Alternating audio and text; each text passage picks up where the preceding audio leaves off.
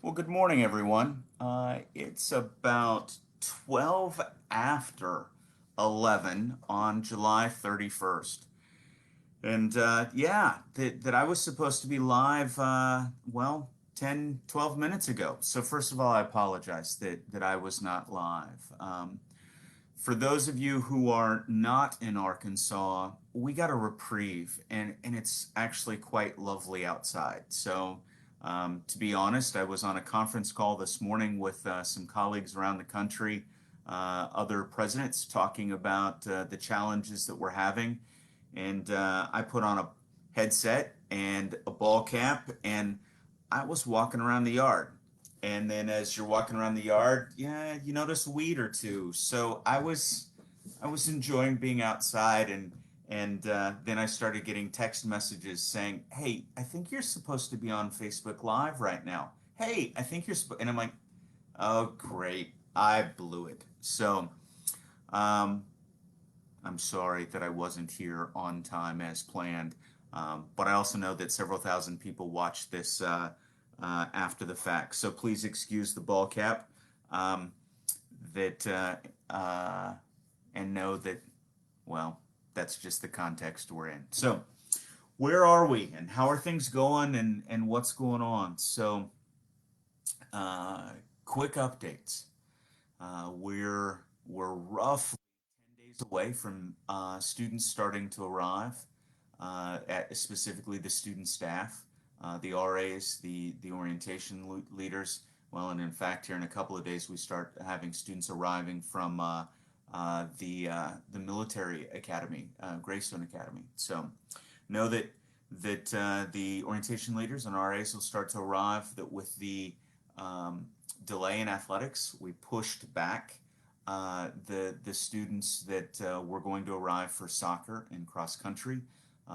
They'll be arriving with the student body as a whole, and we'll start moving students in there on the 19th and continue almost every day up until the time we start classes on the 25th.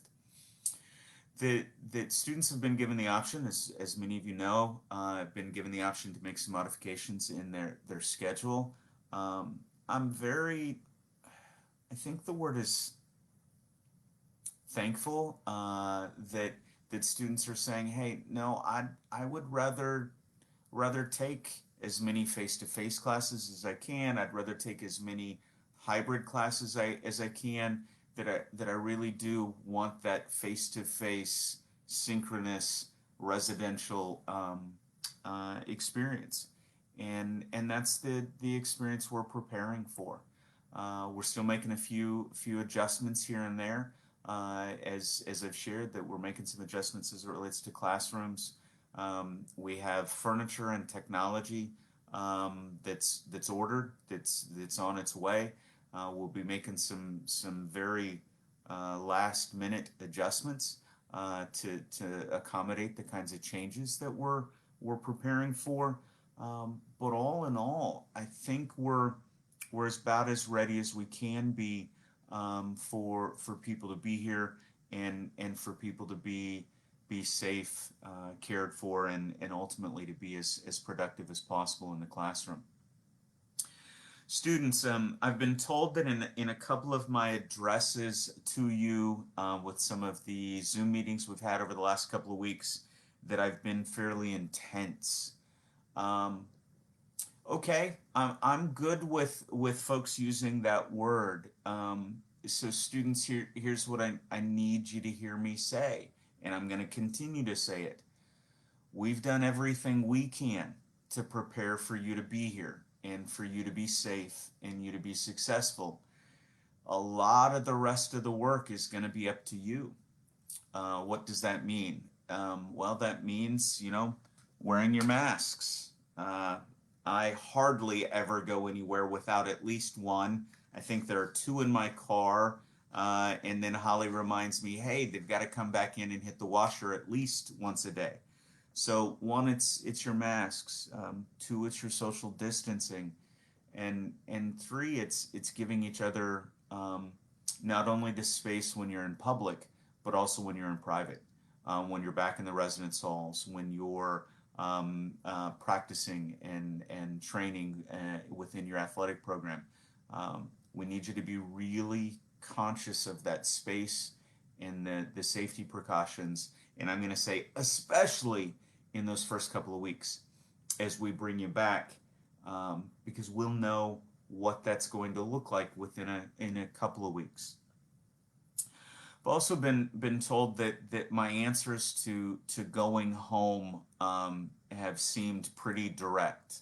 Well, they are pretty direct. So let's rehearse those one more time.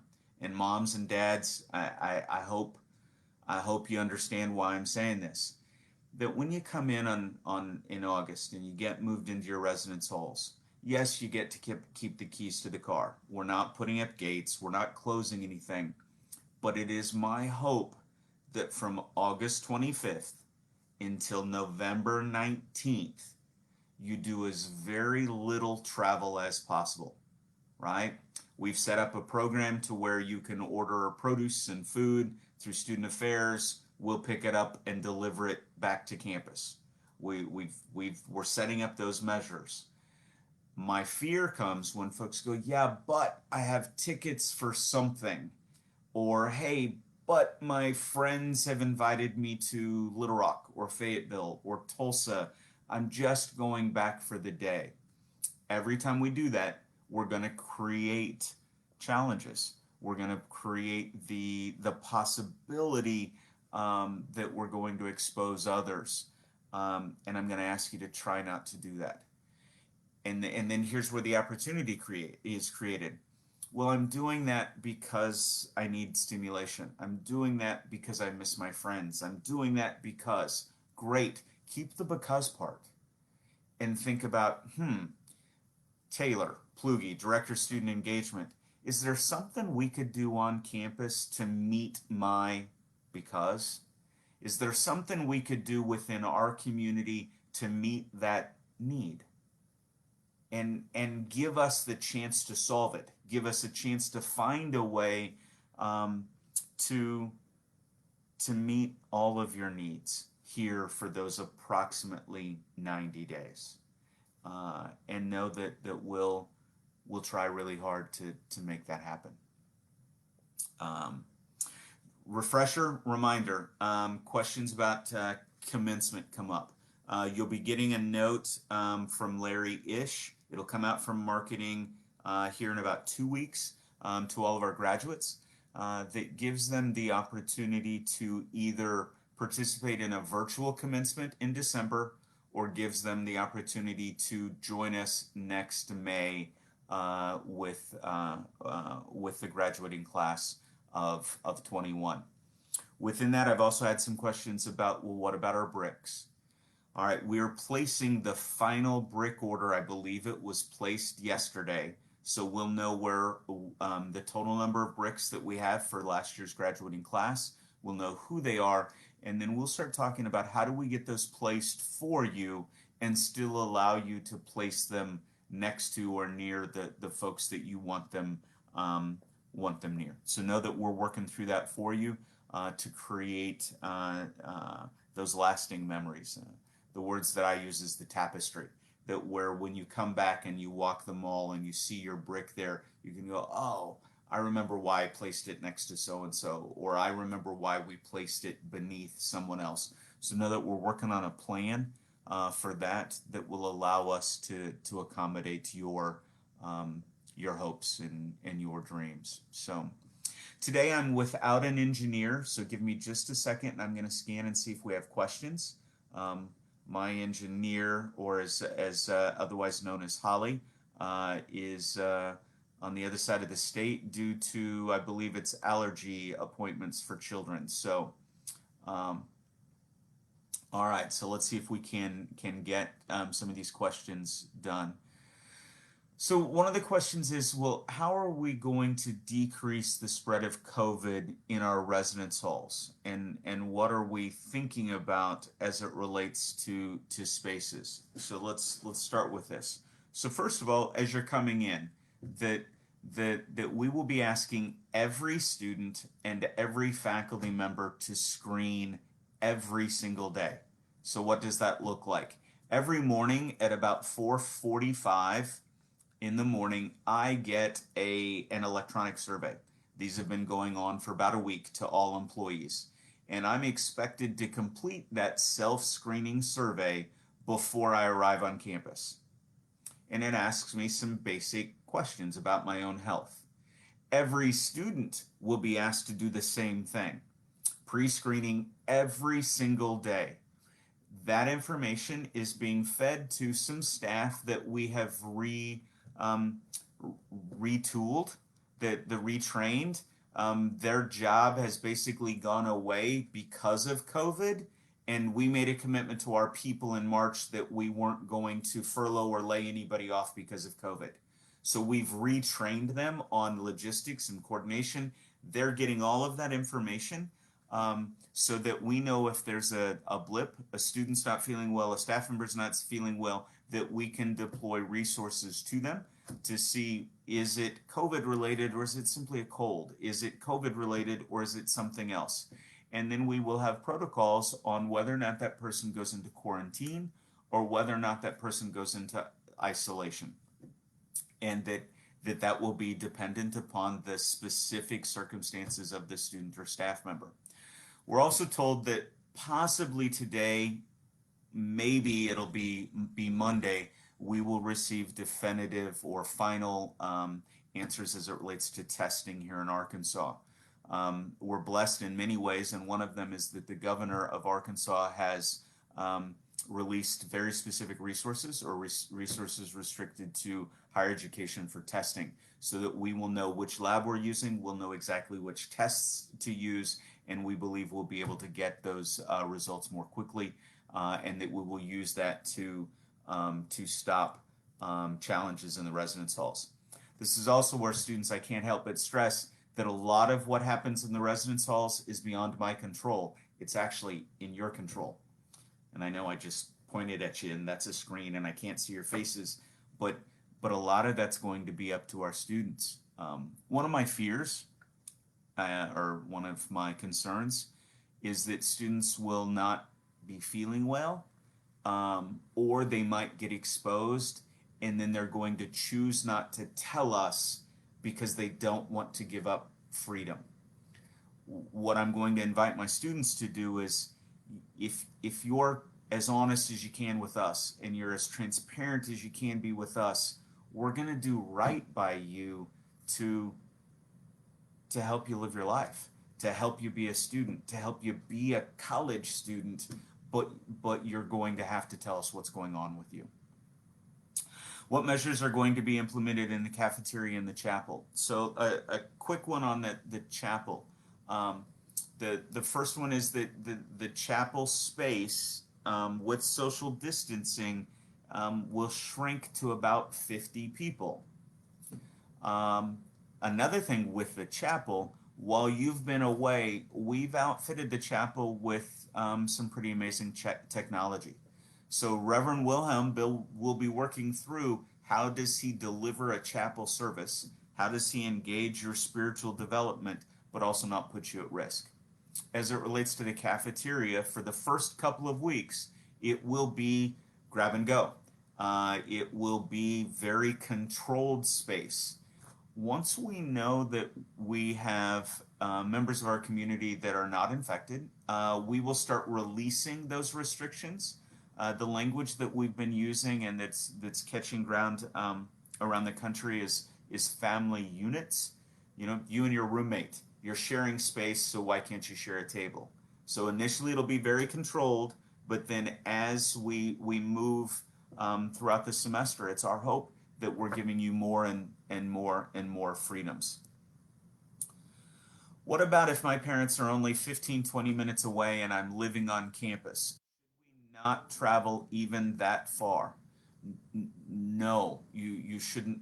That it's how do we limit any time we have an opportunity for someone to bring something in or somebody to bring something back. So as we think about, you know, as we think about the Dunsworth family, all right, we've made the decision as a family not to send our children back to school. We're gonna homeschool for at least the first 9 weeks.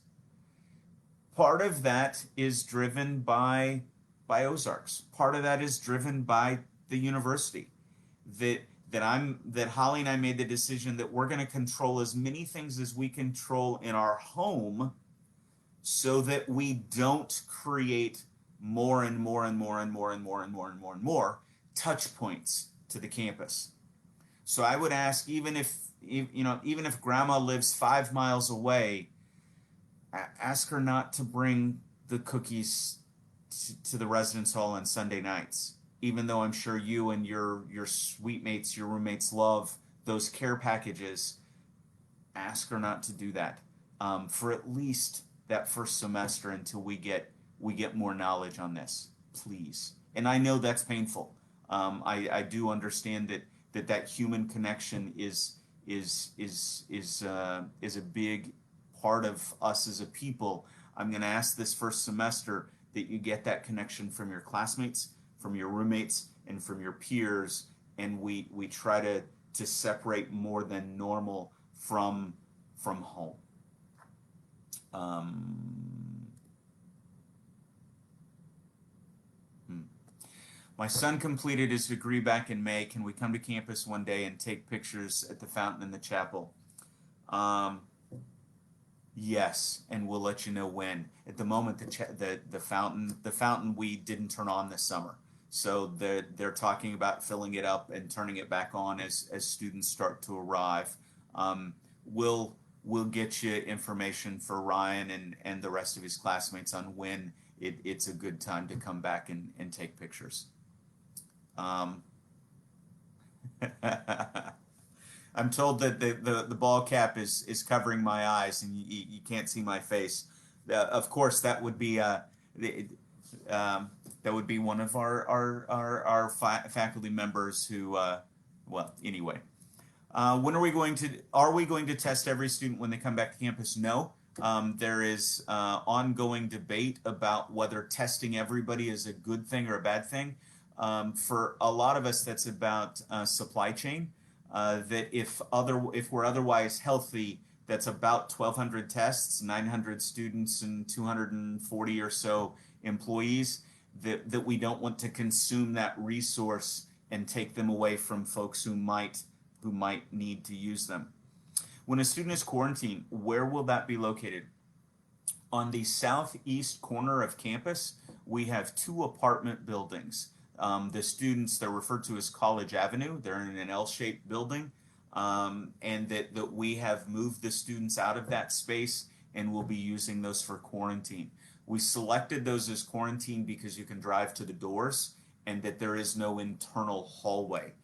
If we need additional quarantine space, we have some other spaces similarly to where there is no central hallway, and we know we can serve students easily and serve them well.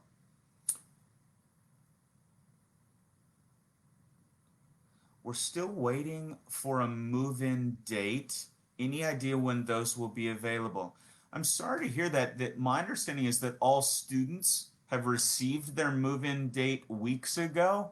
I will ask that question and encourage that either they be sent out a second time, or we'll figure out what we need to do within the notes and get those done.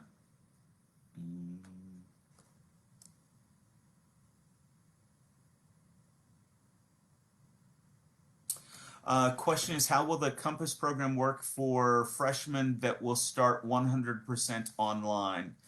Because you won't be here to actually receive your device. I do not know, but I will make sure we get that answer and we get it typed in here as a response, so that if other folks have the same question, they'll want to know it. I know that all the devices are here. I saw them 2 or 3 days ago when I was in IT. They're picture palette upon palette upon palette of iPads and the other devices.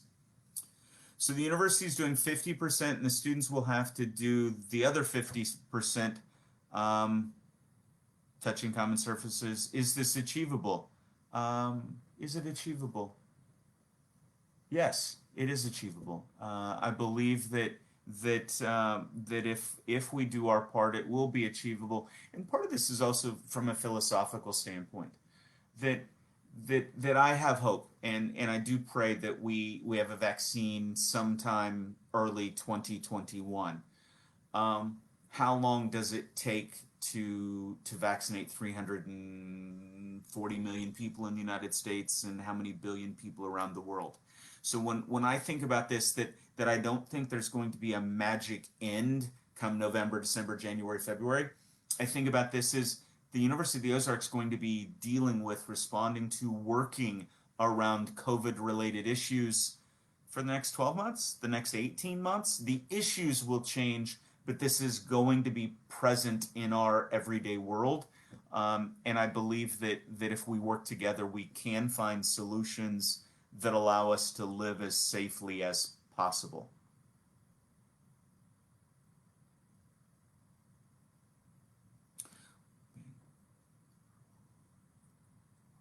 All right, one of the questions around price, and as we think about online education, and we think about, okay, what is the cost to us as a family? So let's do a couple of pieces here. Um, the University of the Ozarks is committed to controlling price. We've made that commitment 8 years ago, and in that time we've raised price twice in 8 years. At the same time we've only raised price twice in 8 years, we have also added millions in financial aid. All of that in an effort to decrease the amount of student loan debt and to control the out-of-pocket cost to students. So when we have some online and some not online, that that that's all built into our total expense structure. Tuition, what students pay, accounts for about 40% of our operating cost as an institution. The rest of the funds come from our friends and alumni who give to what's called the annual scholarship fund, or the annual fund. And then the remainder of our financial support comes from the institution's endowment, that comes from the long-term assets that the university holds, and the amazing people that have funded the institution for the last 186 years to create permanent assets. So the move from online to not online, it's the same faculty. We didn't go hire different faculty, cheaper faculty, to decrease the cost. It's the same faculty, it's the same tenured faculty, full-time. It's the very same people teaching differently. So it doesn't change that. And I would be happy to have side conversations or one-on-one conversations with folks if you'd like to explore that further. Um, how many international students will be attending this semester? The number is approximately 300, and when I say approximately 300, we have a couple of countries that their borders are still closed. We're working with those students on whether or not we can do online, and then once their borders open, that they can arrive, or do they do online for the semester and then join us in January. So the number's roughly 300 students. How many students will be on campus this year?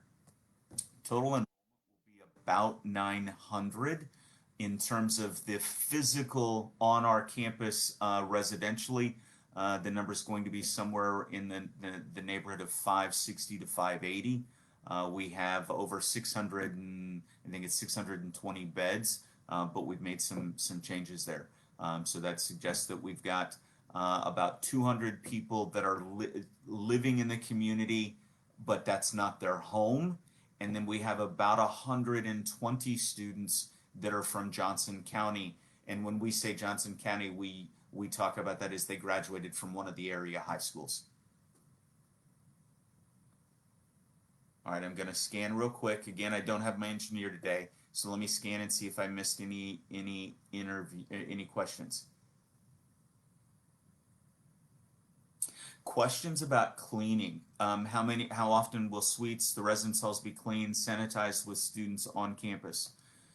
That when I mentioned the retooling some staff around logistics, that part of that is about what they're being retooled on is how often, how to manage anything from turning classrooms over to turning bathrooms over to doorknobs. So let's get really granular.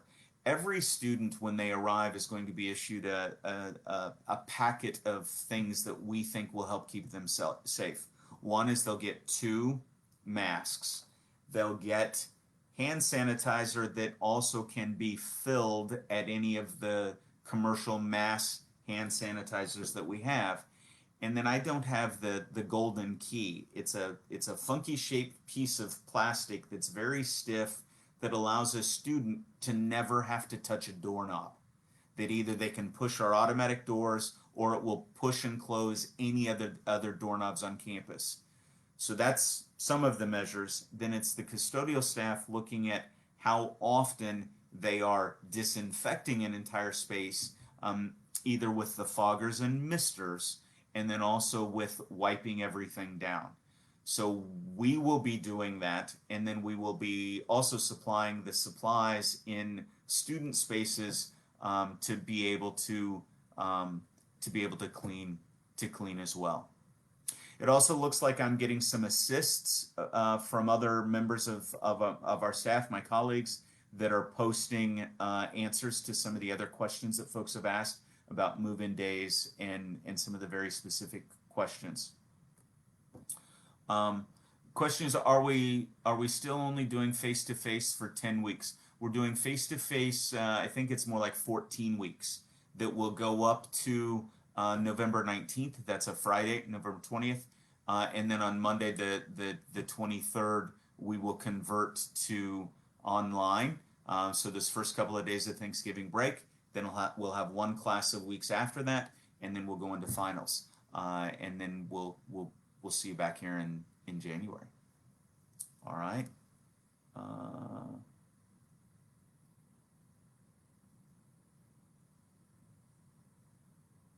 Questions about the cafeteria, the to-go option, and diversity and options. Yes, we will be working on the diversity of options. We're also working on options as it relates to Eagle's Nest, which is the grill downstairs in the student union, and Campus Perks, which is the coffee shop. So are there going to be options that still count within the meal plan that maybe I'm picking up in those other locations, to give choice, to give variety to the student body? Question is, so the plan is that we will still be back on campus for the second semester. Yes, that is the plan, that we'll be back on campus for second semester. What about swimming? Do those kids go back to the residence halls early second semester? The swimming is one of the sports that the athletic conference has yet to make final determinations on. That I know Coach DeGeis is getting very excited to get the team back and get them practicing. When they'll return or what their winter looks like from November to January is still a little bit TBA, Becky. So hang tight, and that will come from Coach DeGeis once he hears final answers. And how do we do that training, all to prepare to be down in San Antonio in the spring for conference. All right, folks, I think I've hit the questions. Again, for those of you joining in remotely, it's a beautiful day in Arkansas, and I was out in the yard and started getting texts from Holly, who's over in Conway at the doctor's office, saying, you're supposed to be on Facebook Live. So know that it takes a team to keep this guy going, and I have an amazing team. Whether that's the vice presidents or the folks in admission or the folks doing all this cleaning that I'm talking about. We have an amazing team, and we're committed to our students, and we're committed to we're committed to the life of the University of the Ozarks. That it's called us to be here. It's called us to invest our, well, our blood, sweat, and our tears into this really amazing, amazing place. For my new students, I look forward to welcoming you face to face someday. I look forward to being able to shake your hand and hearing about your story, and we'll get to that. It may be your sophomore year that I'm shaking your hand. Um, for my returning students that are accustomed to hugs on the mall, or even for some it's a kiss on the cheek where they're kissing me on the cheek in the cafeteria, we'll get to that. It just may not be, it may not be until spring, as the flowers are blooming here in Clarksville. So know that